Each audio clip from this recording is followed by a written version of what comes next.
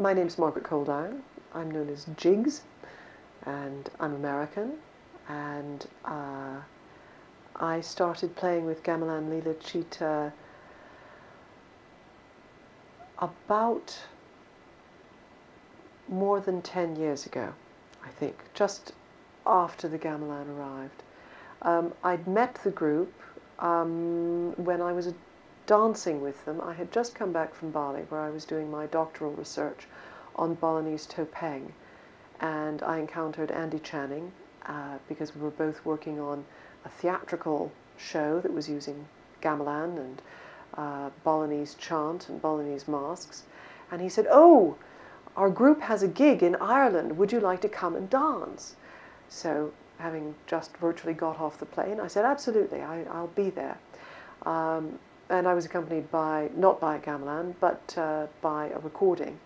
And the group was playing the gamelan angklung, kembang kirang. And I loved the sound of it. And it was terrific fun.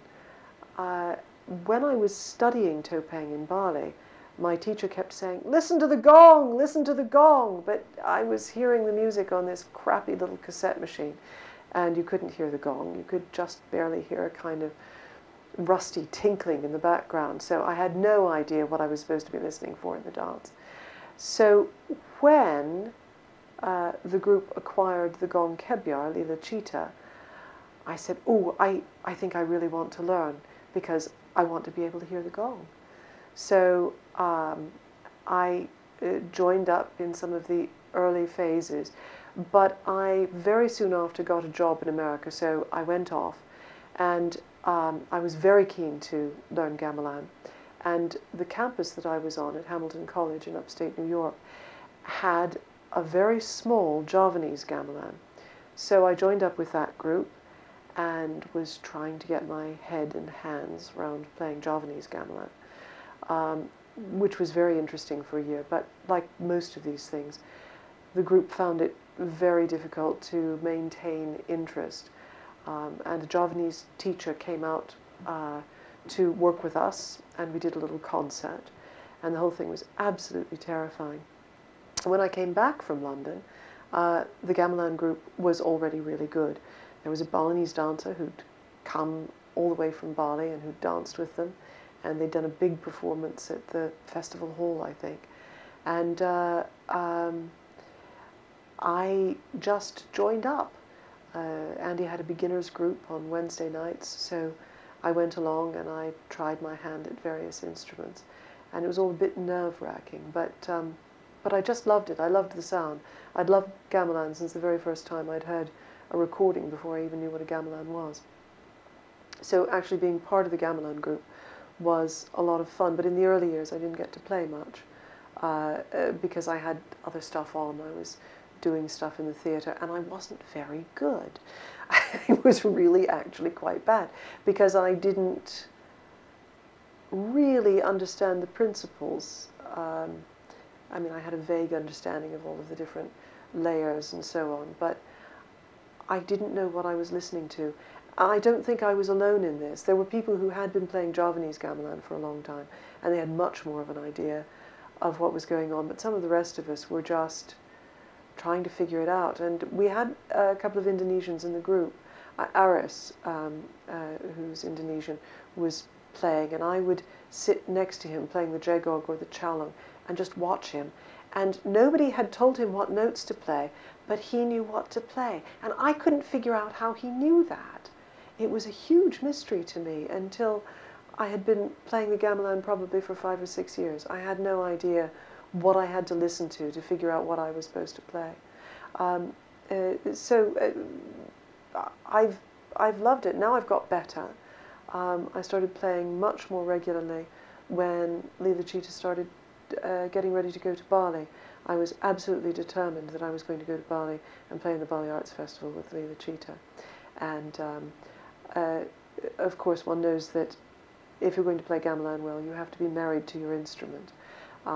And I, like any good Balinese, am polygamous, and so I am married to both the jegog and the chalung. But for the purposes of going to Bali, I was married to the jegog. and I still feel, you know, Jacob was my first wife or husband, and I feel very devoted to the Jagog, and I always feel happy and at home. But I do like to have fun on the Chalung, which moves a little bit quicker. How did you do that? What did you do when you married the Chalung? Did you do spatial offering? No, I didn't do any offerings. I think it was more a matter of headspace, if you will, making a determination. Actually, being married to the instrument is like being married to a human being. It's learning. You learn to live with each other. You learn the little quirks and the timing, and where you have to place yourself. But I think the wonderful thing about gamelan, I think everybody should learn to play gamelan. Absolutely everybody. I think it should be in every school, and children should be taught from the earliest possible age, because it teaches you about life. It teaches you how to live, because it teaches you to listen and pay attention and fit in and be in time with others and listen to quite complex things and to also feel things. It's most interesting when we play concerts. We now play concerts at LSO St. Luke's. And down in the gamelan room, the gamelan has a certain sound. It's all nicely soundproofed and quite dead. When we move the gamelan upstairs to the concert hall, the acoustics are completely different. And suddenly we find we can't hear each other. And it is a huge disadvantage. And it really takes time. You have to rehearse in the space that you're meant to be in, so you know how to listen. But being married to the instrument means just playing it a lot and being faithful and knowing how to get along and not to abuse one another. So you don't hit the instrument too hard and those kinds of things. So you have to feel it. Yeah. Yes, yes. You're also a dancer. Do you have to marry the costume? You have to marry your masks. If you're a topeng dancer, you need to be married to your masks. And my masks are rather promiscuous because I also teach. So I take my masks out and I let my students play with them. And also, I've been really fortunate because we've had Balinese artists come to London to dance who haven't got masks with them. And so I feel very privileged that I've had my masks danced by Balinese dancers. So I feel somehow that they've been blessed. I think they're because masks are really my thing, and there are lots of rather esoteric ideas about masks and one's relationship with them and so on. The Balinese idea of being married to your masks. I mean, there really is a ceremony, and people really do that, and they don't lend their masks to others if they are married to them. But on the other hand, there's a kind of Western notion about mask accreting sensitivity and spirit, and like the Balinese idea of taksu, power, because of the people who wear it. So if you have a very old mask, then it has very strong life force to it. So that's kind of my philosophy. I don't mind letting other people use my masks as long as they know how to treat them, because they're imbued with a greater life force, and I think that's rather helpful. You are playing music and also you are a dancer. Which one is your specialist? You are a mask dancer, or? I would say my specialism is the mask dancing more than gamelan playing. I'm not. I do very well on the instruments. I do all right on the instruments that let's see, can I take that back even further? I can sometimes be competent on the instruments that I play. I have grown in confidence because I know what I'm doing. And I think everybody in the group has been that way. We have all gradually learned what this orchestra is. But one tries to explain to people who don't know what a gamelan is, what is a gamelan, that it isn't just one instrument, but it's many instruments. But in a way, it's many instruments, but one instrument. You really have to be a kind of corporate body. And I suppose all orchestras are like that, but with the gamelan particularly. So I think we have gradually learned about playing with one another and playing the instrument. Going to Bali for the Bali Arts Festival, preparing for that, and then the experience of being there was really, really important for the group and changed absolutely everything.